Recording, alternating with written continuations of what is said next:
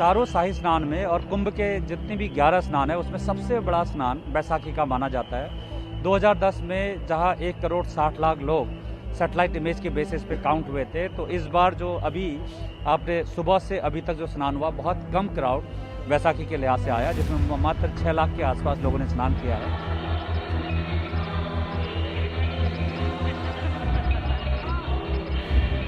डर तो है कोरोना का, लेकिन आस्था पूरी है।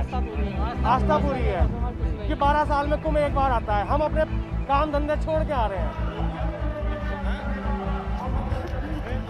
नहीं, इन्फेक्शन का डर तो निश्चित है, क्योंकि लोग लापरवाह बहुत ज़्यादा हैं। उनको अभी मैं देखा कल की तारीख में कि मास्क पर जब उनसे चार्ज लिया जा रहा है 100 रुपये, तब जाके मास्क पहनने को राजी हैं, वरना मास्क पहनना नहीं चाह रहे हैं। उनको किसी प्रकार का वो भय नहीं। उल्टा ये कहते हैं कि सरकार ने भय बना रखा है, लेकिन वास्तविकता ऐसा नहीं।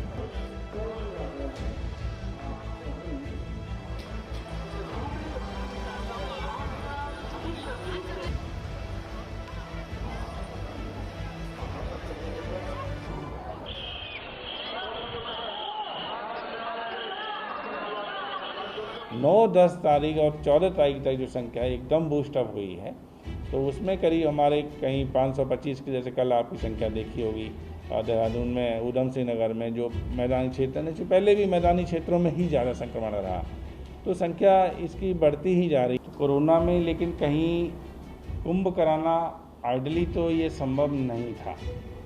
जो भी साइंटिस्ट थे, बड़े सीनियर साइंटिस्ट थे, CDC, NCDC जो हमारी एजेंसीज होती हैं, इंटरनेशनल और नेशनल एजेंसी जो डिसीज़ कंट्रोल पर काम करती हैं, तो उन्होंने स्पष्ट रूप से मना किया था, इतना लार्ज कॉन्ग्रीगेशन अलाउड नहीं होना चाहिए।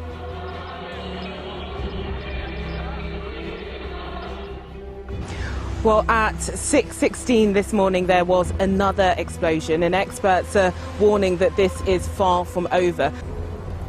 This cruise liner, docked in the capital Kingstown, is waiting to take British and American citizens off the island, warned by both countries that if they don't leave now, they might have to stay for an undetermined amount of time.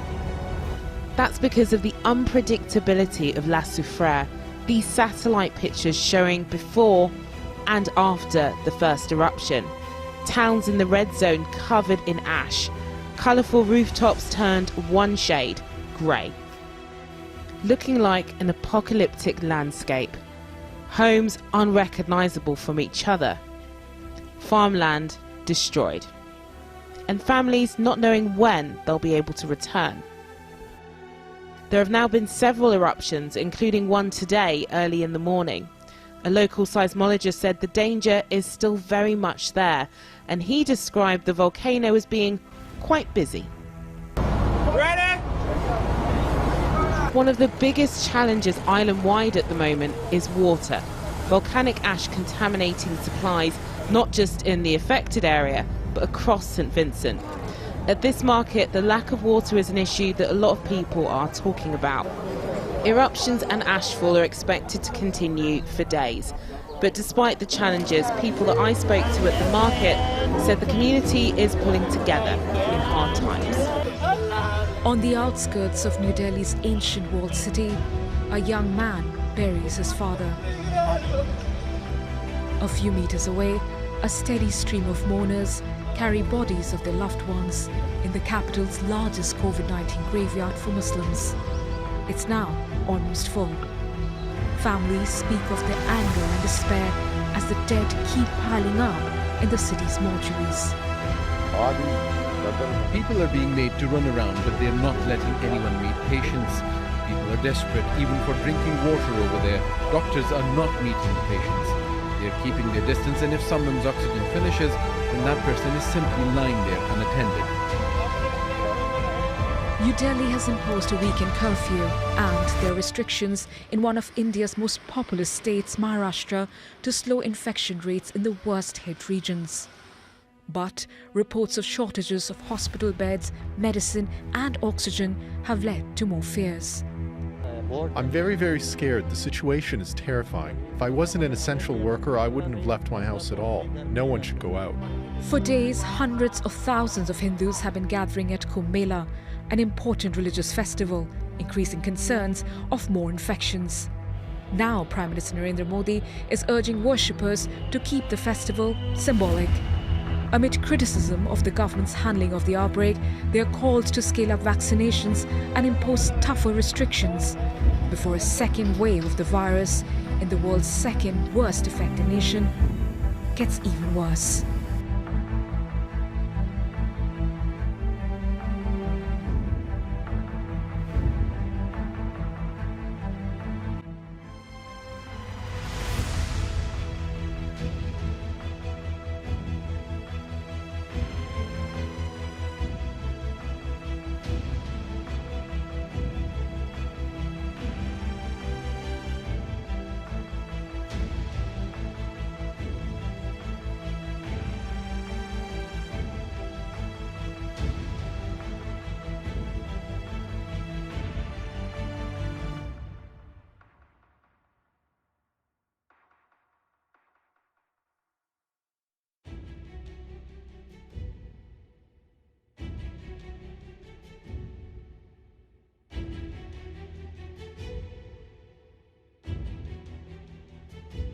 We begin with breaking news from India, where at least 22 patients have died at a public hospital in India's western Maharashtra state when their oxygen supply ran out after a leak in the tank.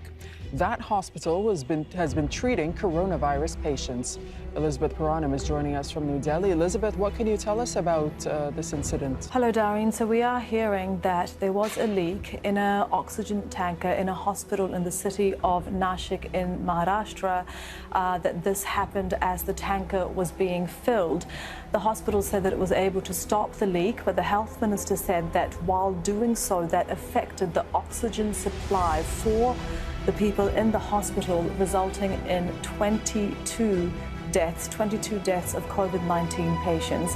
Now, the hospital also said that they tried very hard to save lives after this incident. The initial number of dead was 11, but that soon went up to 22. So this has just happened about an hour ago. We haven't heard from the central government, but local authorities in Maharashtra have said that they are going to investigate what happened and hold whoever is responsible to account. This is what we hear after other accidents, including those at hospitals. We heard from Prime Minister Narendra Modi about what is happening in the country. He addressed the nation on Tuesday, and he said that India is facing a storm, but that a lockdown has to be the absolute last resort. And Elizabeth, as well as the health system buckling, as you're describing, we also hear that crematoriums are struggling to cope. Around the country, we have crematoriums and burial grounds working day and night. We're seeing pictures of dead bodies piling up outside of hospitals because freezers are full. In India, funerals are held very, very soon after deaths, and that is because of the very warm temperature, because of a shortage of freezing facilities, but families of victims are having to wait for a very long time. People are being cremated outside of assigned cremation grounds.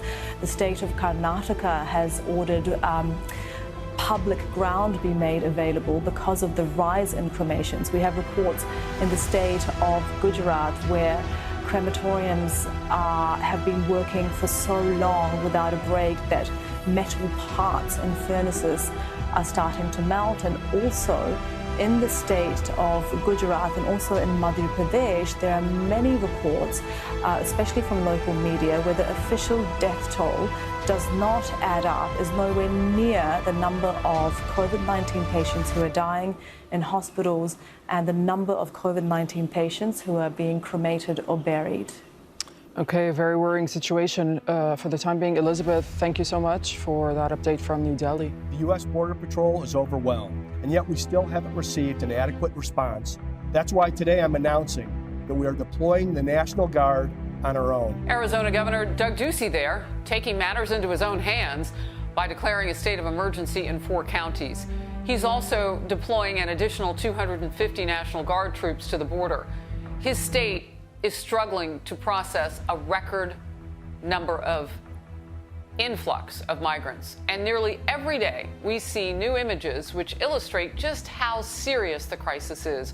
Border officials earlier this month stopped a commercial trailer packed with nearly 150 migrants trying to cross illegally into the United States. Republican Congressman Chip Roy of Texas joins me now, and he's pushing hard for a vote on legislation that would reinstate enforcement of President Trump's COVID-19 protocols at our southern border as migrants overcrowd facilities. Welcome to the program, Congressman. First of all, tell me about this effort and why it's so dire. Is what's happening at our southern border. Cartels have operational control of our border, period. Anybody who's following it knows that. Tamaulipas, the state right across the border from Texas, is run by the dangerous cartels, the Reynosa faction of the Gulf Cartel and the Cartel del Noreste of Los Zetas.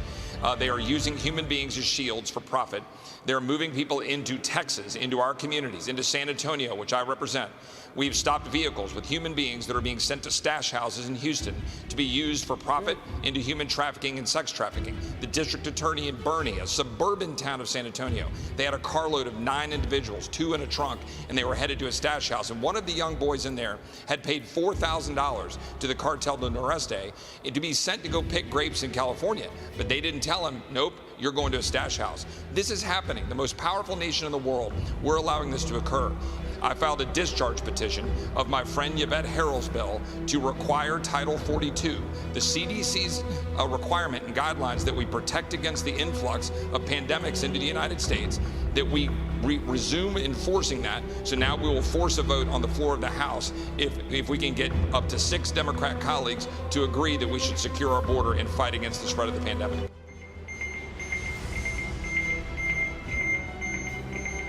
Aboard the Ocean Viking, shortly after a distress call has been received. The rescue vessel heads towards the boat in distress. It was a desperate race against time and 10 hours of rough sailing as the storm raged through the night, with waves up to 6 meters high. Despite repeated calls for assistance from all the boats participating in the search and rescue operation, no state-led organization coordinated the rescue. European Border Control Agency Frontex sent a surveillance plane 7 hours after the first distress call. This is the aftermath of the tragedy. On Thursday morning, the Ocean Viking arrived on the site of the shipwreck of a rubber boat which had around 130 people on board trying to reach Europe. Men, women and children. There were no survivors. There was no chance to find the survivors after so many hours and after the weather conditions. And we stayed on scene until dark to wait for the Libyan patrol vessel to come, that never came. And I took the decision to keep patrolling because we can save our other lives. Aboard the Ocean Viking, the crew is left reeling, but will continue patrolling the area until the end of the mission. Since the beginning of 2021, more than 480 people have already died on the Central Mediterranean route. The Ocean Viking is currently the only rescue vessel on site.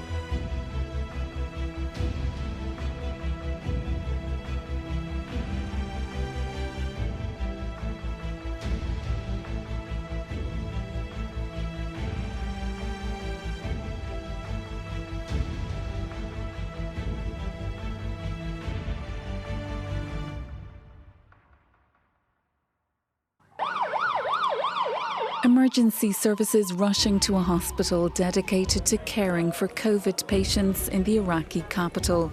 Video posted on social media showed firefighters in smoke-filled wards and people carrying patients to safety, many of them elderly. Dozens of people were killed or injured as the fire tore through the hospital.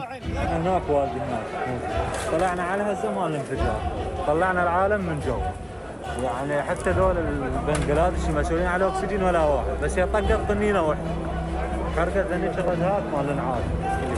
Medical sources at the scene suggested that the oxygen tanks hadn't been stored properly.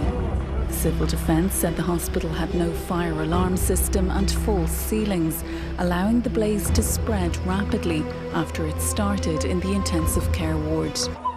Patients who were uninjured were treated in ambulances at the site before being transferred to other facilities.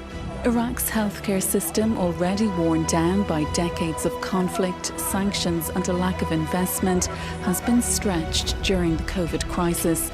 The country is in the midst of a severe wave of infections, with an average of 8,000 new cases reported each day, the highest since the start of the pandemic.